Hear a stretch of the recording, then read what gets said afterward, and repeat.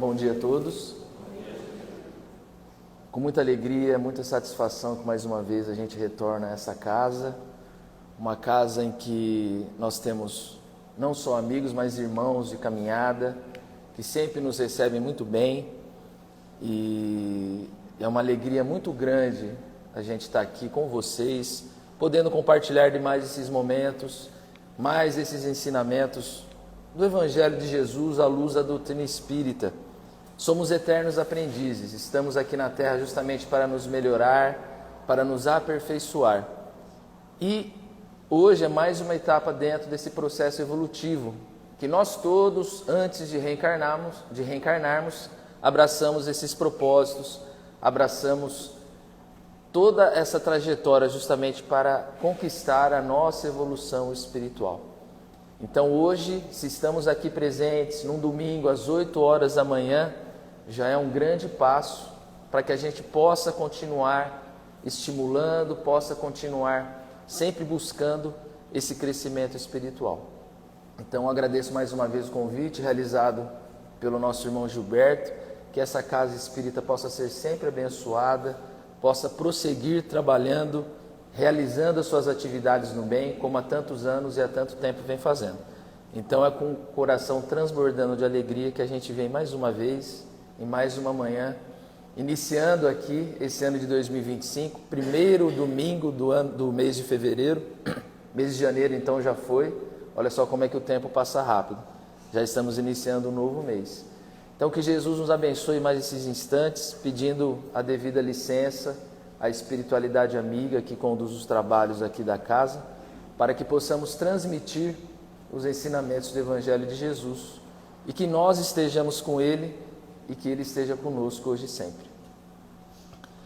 Meus irmãos, hoje nós iremos ler um item do capítulo 15 do Evangelho segundo o Espiritismo, é o item 2, também consta no Evangelho de Lucas, capítulo 10, versículos 25 a 37, que é a conhecida parábola do bom samaritano. E nós vamos ver quantos elementos essa parábola traz para a nossa reflexão. Então o evangelista Lucas começa a narrar a parábola dizendo o seguinte: então levantou-se um doutor da lei e perguntou-lhe para o tentar: Mestre, o que devo fazer para possuir a vida eterna? Jesus então lhe respondeu: como tu lê a lei, o que você entende dela? E o doutor da lei então responde: amarás o Senhor teu Deus de todo o vosso coração, de toda a vossa alma e de todo o vosso espírito, e ao próximo como a si mesmo. Então Jesus vira e responde: respondeste muito bem, faça isso e viverás. Mas o doutor da lei, querendo continuar, querendo justificar-se, ainda questiona Jesus: mestre, quem é o meu próximo?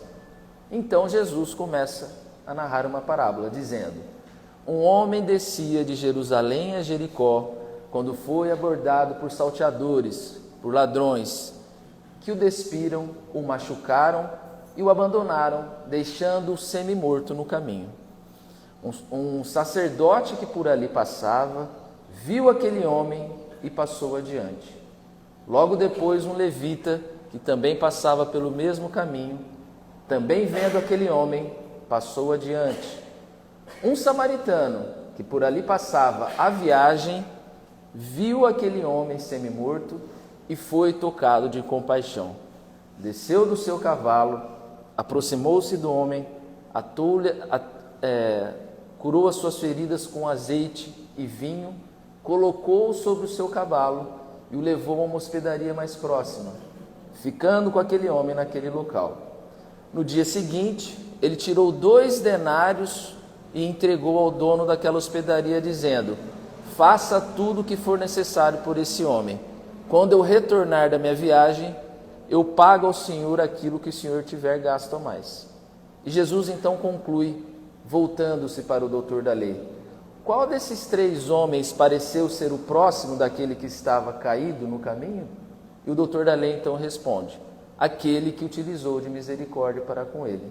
E Jesus então arremata dizendo: então vá e faça tu o mesmo. Meus irmãos, essa parábola é muito rica para o nosso estudo da manhã de hoje, onde nós podemos observar diversos elementos do dia a dia daquele povo de há 2000 anos. Jesus se utilizava desses recursos, das parábolas, justamente para trazer os elementos do dia a dia do povo judeu, para que ele pudesse ilustrar todo o seu ensinamento, para que as criaturas pudessem compreendê-lo de uma melhor maneira, porque Jesus sabia da condição ainda muito inferior daquelas criaturas, tanto espiritual e intelectual, e ele, como sendo um mestre amoroso, se utilizava desses recursos justamente para que a sua mensagem pudesse ser melhor compreendida. Então a gente começa a analisar a parábola pelo início mesmo, com os elementos, ou seja, Jesus fala o quê? Um homem descia de Jerusalém a Jericó. Quem é esse homem? É um homem como qualquer um de nós. Esse homem representa toda a humanidade que está trilhando o caminho. Todos nós podemos nos colocar nesse lugar desse homem. Nós estamos representados nessa figura. E quando Jesus fala das cidades de Jerusalém e Jericó, a gente também analisa da seguinte forma: Jerusalém era o centro religioso da época, era considerada a cidade santa. Até hoje é considerado, mas na época tinha um apelo muito mais forte, como sendo o centro religioso do mundo. Então Jerusalém ficava a 740 metros acima do nível do mar. Jericó não, Jericó ficava um pouco mais abaixo, ficava 240 metros acima do nível do mar e era um centro comercial, onde aconteciam as negociações de venda de mercadorias. Era uma rota que os comerciantes e os vendedores sempre atravessavam e utilizavam. Então olha só como Jesus é inteligente nas suas colocações.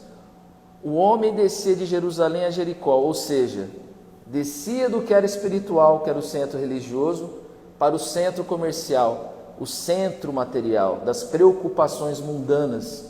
E esse homem fez esse caminho, ou seja, muitas vezes nós também descemos do que é espiritual, buscando somente as coisas do mundo, as coisas materiais. E nesse caminho o que acontece, como Jesus narra aqui? Esse homem é abordado por salteadores, por ladrões. Assim também nós, na nossa trajetória, muitas vezes nos perdemos no caminho. E isso dá abertura para que sejamos abordados por situações inferiores, por espíritos ignorantes, e nós nos perdemos no caminho. E muitas vezes também ocorre o que aconteceu com esse homem. A gente é assaltado no nosso íntimo, a gente é vilipendiado e violentado nas nossas convicções. E nós, muitas vezes perdidos dentro das nossas ilusões, a gente não consegue enxergar isso. E muitas vezes ficamos semi-mortos no caminho. Muitas vezes nosso espírito fica comprometido, porque nós nos distanciamos do centro religioso, ou seja, representado ali por Jerusalém. Nós deixamos de seguir Jesus, nós não damos ouvidos às advertências da espiritualidade amiga e muitas vezes nos perdemos e somos violentados pelas nossas próprias imperfeições, pela nossa própria imprevidência. Nós nos deixamos levar por caminhos tortuosos e é onde muitas vezes a gente falha, a gente sofre certas situações que atrasam a nossa evolução espiritual e ficamos à beira do caminho, à mercê de outras coisas negativas. Mas Jesus continua. Então ele narra que esse homem foi abordado pelos salteadores, pelos ladrões, ficou semi-morto, ou seja, ele ficou numa situação muito grave, muito delicada. E aí vem os 3 outros personagens. Primeiro, quem passou por aquele caminho? O sacerdote.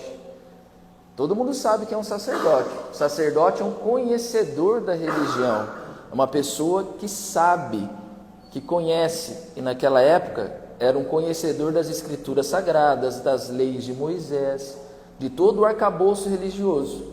Então esse religioso que tinha um conhecimento, ele vê aquele homem semi-morto, ele para ajudar? Não, ele passa ao largo.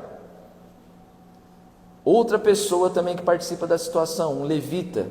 Um levita também tinha funções religiosas na época, no templo de Jerusalém. era uma pessoa que auxiliava nos serviços religiosos. Ele também tinha o conhecimento das leis, tinha o conhecimento dos ensinamentos de Moisés. Da mesma forma que o sacerdote, ele passa ao largo sem fazer absolutamente nada. Agora, um samaritano que por ali passava a viagem, o samaritano, então, a gente pode compreender que se ele estava viajando, aquela rota era uma rota comum para os afazeres do seu dia a dia. Então ele estava por ali passando quando ele vê aquele homem caído na estrada semi-morto. Ele vê aquele homem daquela forma e Jesus coloca o quê? Ele vê o homem semi-morto no caminho e é tocado de compaixão. Olha só a diferença. Ele foi tocado por aquela situação. Então, a compaixão faz com que a gente se sensibilize. E essa palavra compaixão, no grego bíblico, a gente vai entender como sendo o quê? Nós nos entranharmos na dor do outro. É esse o significado. Então a compaixão é você se entranhar na criatura que está precisando da sua ajuda. Nós nos colocamos no lugar da pessoa. Ou seja, se aquela pessoa está passando por dificuldade, por necessidade, é como se fosse comigo. Então esse homem, o samaritano, ele é tocado de compaixão, ele desce do seu cavalo e vai ajudar. E o que ele faz? Ele usa dois elementos que eram muito utilizados na época pelos judeus, na época de Jesus: o azeite e o vinho. Eram dois elementos muito presentes no dia a dia dos judeus. O azeite para uma questão de limpeza, né? E deixa eu só recordar aqui certinho. O azeite era para uma questão de cura, o azeite, e asepsia, o vinho. Ou seja, ele utilizou dois elementos justamente para poder fazer com que aquelas feridas do homem pudessem ser limpas e também curadas. Olha só como é que Jesus era um pedagogo por excelência. Ele pega os elementos ali do dia a dia. Olha, vocês que estão no dia a dia, vocês podem fazer também como essa pessoa está fazendo. Os elementos que vocês utilizam no dia a dia são úteis. Então Jesus utiliza esses elementos. Deitou o azeite e vinho nas feridas e atalhou aquelas feridas, ou seja, enfaixou aquelas feridas. Então, esse samaritano faz ali o que os outros dois, o sacerdote e o levita, não fizeram. Eles não tiveram essa compaixão, apesar de serem conhecedores das leis de Moisés, saberem o que era necessário fazer. O doutor da lei sabia. Quando Jesus perguntou para o doutor da lei: olha, o que você entende sobre a lei? Como você enxerga? O que o doutor da lei respondeu? Amarás o Senhor teu Deus de todo o vosso coração, de toda a vossa alma, e ao próximo como a si mesmo. Ou seja, ele sabia, mas muitas vezes só o saber não basta. A gente tem que ser o quê? Tocado dessa compaixão, interiorizar e nos sensibilizar com esses ensinamentos. Foi o que o samaritano fez. E o samaritano vai além. Ele pega esse homem, coloca sobre o seu cavalo e vai para uma hospedaria mais próxima. Chegando nessa hospedaria, ele acomoda o samaritano, ele acomoda aquele homem, e ele, samaritano, também fica com aquele homem. É o que dá para entender, porque ele fala que no outro dia, só que ele foi pagar as despesas. Então olha só, ele leva aquela pessoa, aquele homem, para a hospedaria e faz o melhor por ele. Ele não só deixou o homem lá, não, deixa aí, está aqui, eu tenho que seguir viagem, não. Ele ficou ali, acompanhou o homem durante aquela situação, ficou com ele até o outro dia. Então será que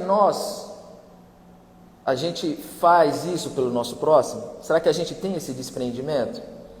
Creio que 99% aqui não tem, né? E eu me incluo nisso também, porque ainda a gente tem certos preconceitos, nós temos certos entendimentos que nos atrapalham, certas atitudes que ainda trazem um quê de egoísmo, de vaidade, de orgulho, e muitas vezes nós ali numa situação somos defrontados e a gente não tem esse desprendimento. A gente fica preso a convenções, aos nossos conceitos íntimos, a gente não enxerga o outro como sendo nós mesmos. A gente não tem o que? Essa empatia.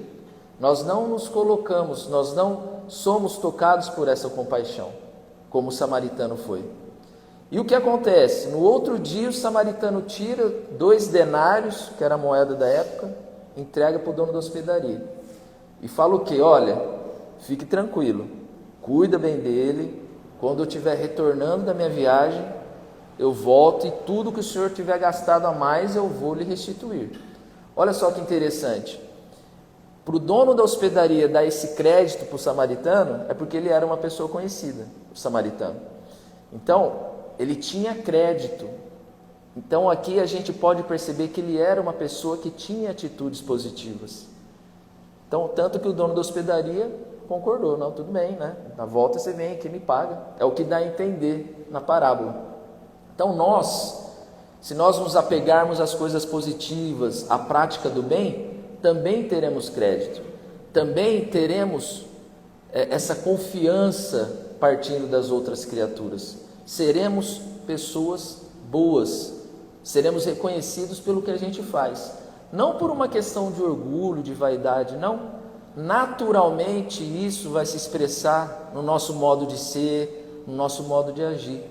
Isso vai ser uma coisa realizada de uma maneira espontânea.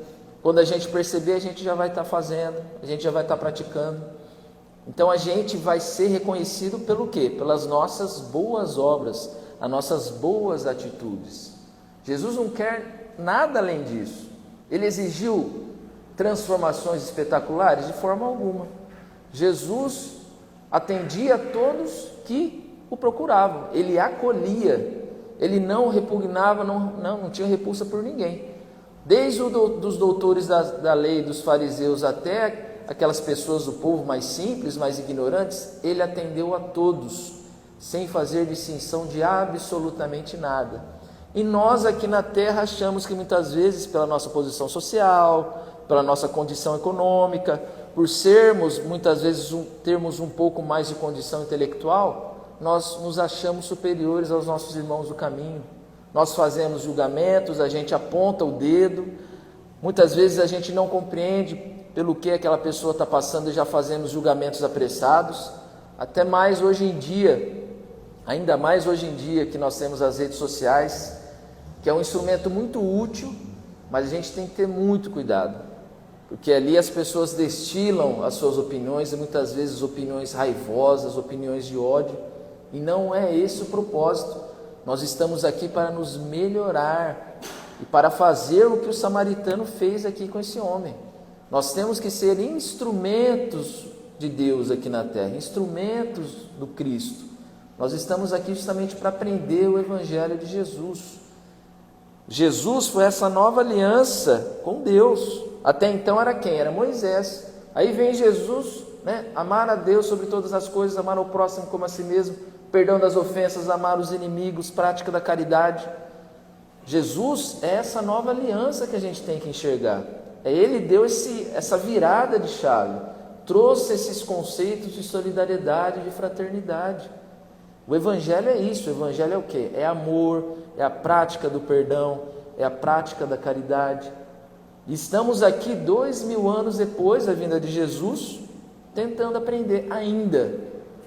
Já passamos por diversas encarnações, iremos ainda passar por diversas outras, mas ainda estamos tentando aprender. Por quê? Porque o nosso espírito ainda não consegue se despojar do homem velho, das coisas negativas que atrapalham a nossa caminhada.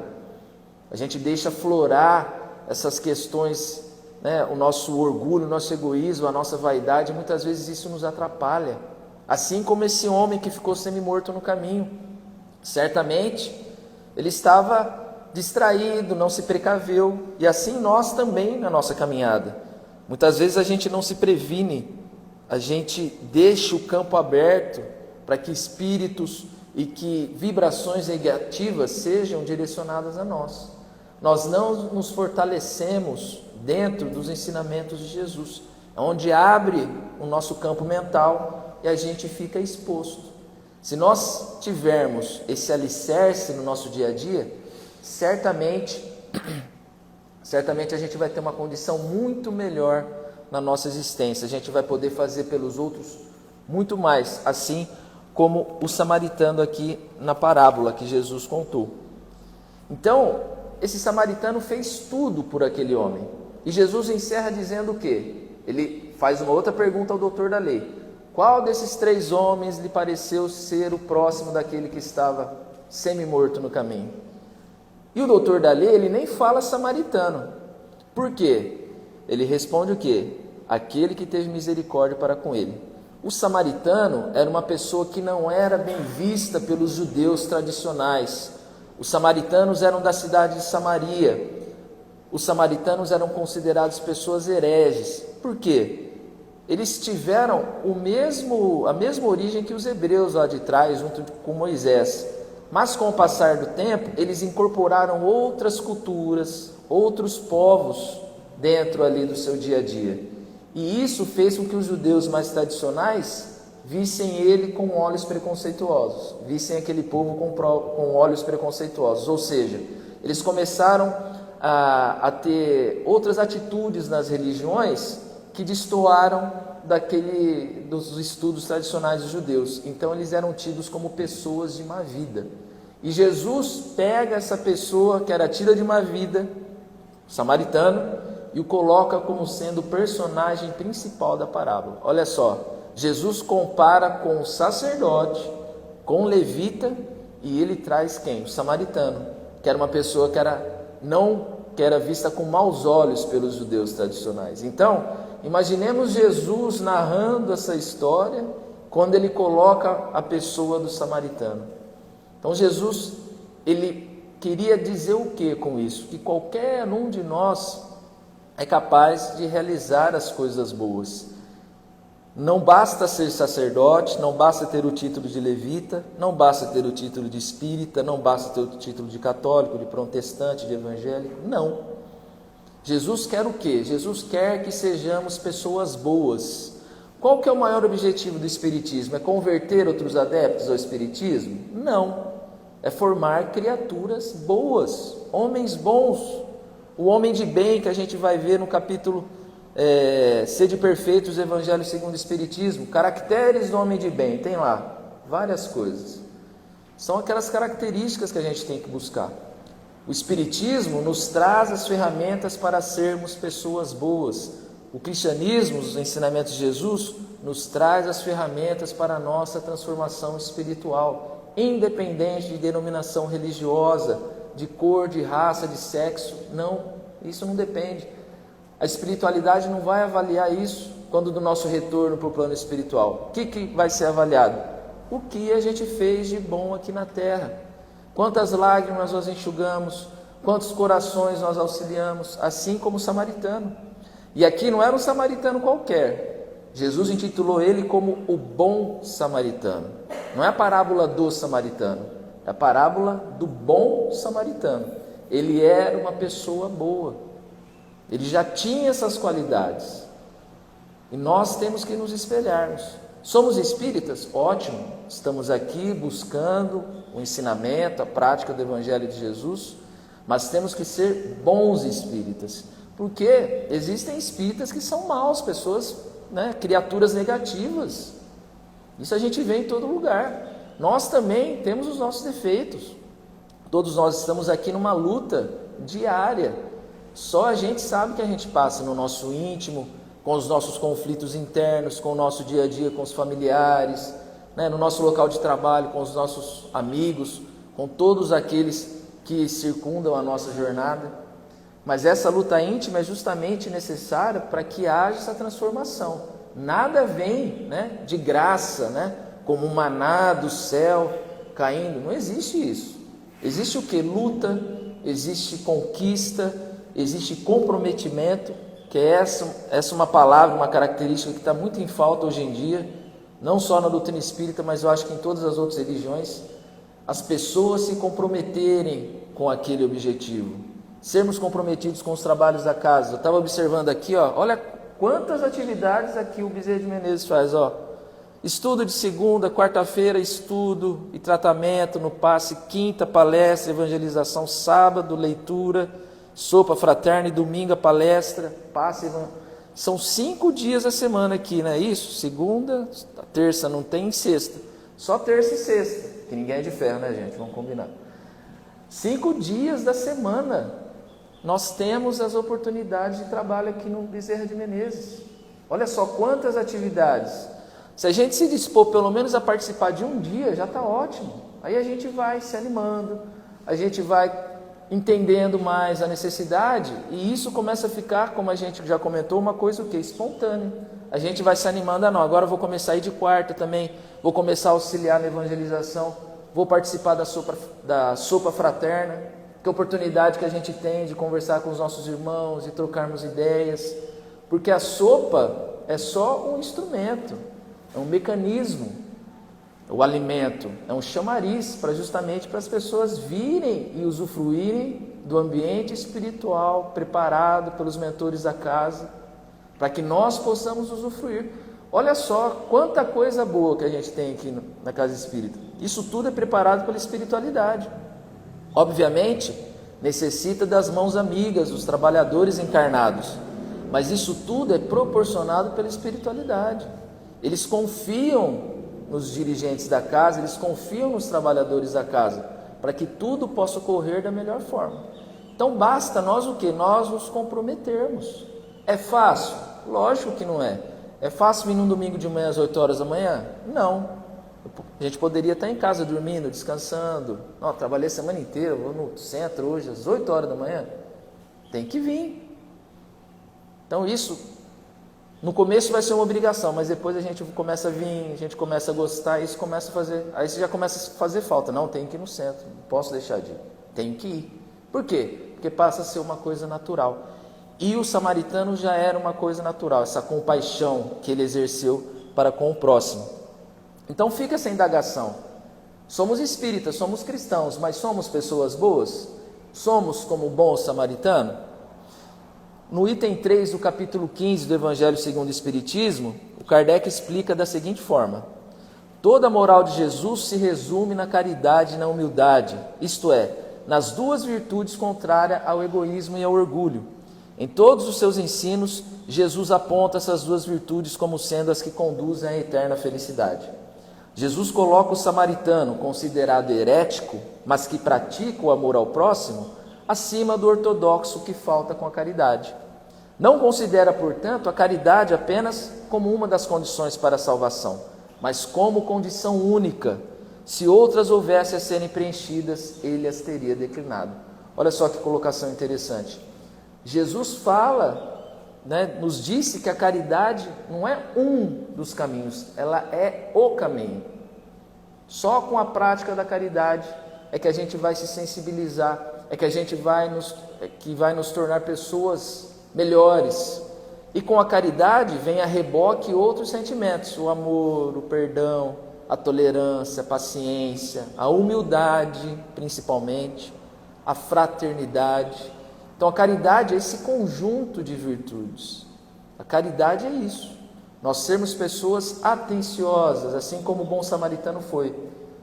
Utilizarmos essa compaixão, sermos misericordiosos, como o doutor da lei responde lá no final, porque ele entendeu: aquele que utilizou de misericórdia para com o próximo.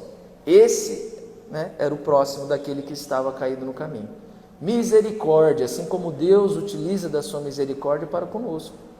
Nós temos que ser misericordiosos, sem julgamentos, sem apontamento de dedos. A gente tem que procurar ajudar. Agora, se a pessoa não quer, já é um problema dela, mas a gente tem que se colocar à disposição.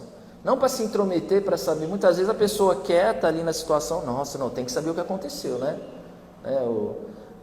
Em primeira mão ali a notícia para... Não é esse o intuito. A gente tem que estender a mão justamente, olha, estou aqui, independente do que aconteceu, vamos ajudar. Como Jesus agiu com a mulher adúltera. Ele julgou a mulher adúltera? Não. O que ele falou? Vá e não peques mais. Eu não sou, ninguém te julgou daqueles outros que estavam aqui, nem serei eu que vou julgá-lo. Vá e não peques mais. Ou seja, se você errou até aqui, procure acertar daqui para frente, procure um outro caminho, Procure acertar, fazer com que a sua vida seja repleta de coisas positivas. Então, é isso que Jesus espera da gente, essa transformação, essa mudança, para que justamente a gente possa alcançar esse aperfeiçoamento espiritual. Porque o principal objetivo é esse. A gente já vem de diversas encarnações, estamos nessa atual encarnação, abraçamos propostas de espiritualidade. Os nossos amigos espirituais estão nos acompanhando, mas como é que está sendo o nosso comportamento no dia a dia? Será que a gente está fazendo jus a tudo aquilo que a gente se comprometeu na espiritualidade? Pelo menos minimamente a gente está cumprindo com o nosso roteiro, com o nosso cronograma? Porque o tempo passa e a gente já está vendo. Olha só, já estamos no ano de 2025. Eu estou com 45 anos. Quando eu tinha 10, eu sempre pensava, nossa, quando eu casar, né, ter meus filhos, já foi. Já casei, já tive meus filhos. E quando eu estiver com 40 anos? Já foi também. Então, o tempo passa muito rápido. E nessa velocidade que a gente tem hoje de informações, né, é a internet que nos proporciona isso. Nós somos constantemente cobrados no trabalho, resultados, produtividade, e isso nos consome. Então muitas vezes a gente fica nesse círculo vicioso e a gente acaba esquecendo do principal, que é nós nos dedicarmos à nossa renovação espiritual, à nossa transformação. Isso tudo da vida material é importante? Claro que é. Jesus nunca condenou o trabalho, Jesus nunca condenou a riqueza, desde que nós conquistemos tudo isso de uma maneira honesta, de uma maneira positiva. Só que isso tem que servir de benefício aos outros, de benefício à nossa sociedade, à nossa comunidade e, acima de tudo, sempre utilizarmos esses recursos para a nossa renovação espiritual, né? Não, fazermos com que essas coisas materiais tragam o nosso crescimento também espiritual. O Espírito de Emmanuel, através do Chico Xavier, no capítulo 1, no livro chamado Viajor, ele fala o seguinte: à frente de quantos surpreendas na estrada, caídos em sofrimento, interrompe-te para compreender e servir. Determina a caridade que nos situemos no lugar daqueles que necessitam de amparo, doando-lhes o melhor de nós, com a certeza de que provavelmente serão eles, amanhã, os socorridos de agora, os nossos próprios benfeitores. Então olha só que interessante. A gente tem que parar essa nossa correria do dia a dia para a gente analisar todas as situações que nos são colocadas no dia a dia, as oportunidades de auxílio e de trabalho no Evangelho. É o que ele fala aqui: interrompe-te para compreender e servir, ou seja, interrompe-te, pare um pouco, compreenda as verdades do Cristo, né? Haja, faça as suas ações do bem, pratique a caridade. E aqui ele continua, né? Porque aqueles que hoje nós auxiliarmos, provavelmente amanhã serão aqueles que irão nos auxiliar. Por quê? É um ciclo. É o que o Emmanuel fala. O bem será o nosso advogado em qualquer parte. E quando nós falamos em qualquer parte, principalmente na vida verdadeira, que é a vida espiritual. Quando retornarmos para a pátria espiritual, para o plano maior, é isso que será analisado. As oportunidades que nós aproveitamos no bem. Meus irmãos, então, é essa a mensagem da manhã de hoje. Sejamos como o bom samaritano. Não sejamos mais um na multidão. Sejamos pessoas boas. Sejamos pessoas que realmente procuram praticar o Evangelho de Jesus. E nós aqui na Casa Espírita, à luz da doutrina espírita, buscamos ensinamentos de Allan Kardec, buscamos ensinamentos de Chico, de Divaldo, os grandes expoentes da doutrina espírita. Nós temos as informações, estão nas nossas mãos. A Casa Espírita proporciona isso através dos estudos. Então a gente tem que aproveitar essas oportunidades, né? Espíritas, né? Amai-vos e também instruí-vos. Ou seja, a gente tem que buscar a informação, a gente tem que ler, a gente tem que participar dos grupos, para que a gente saia muitas vezes dessa cegueira espiritual, dessa ignorância, para que a gente possa trabalhar também esse entendimento. Agradeço mais uma vez a oportunidade. Muita paz a todos, que Jesus nos abençoe hoje e sempre.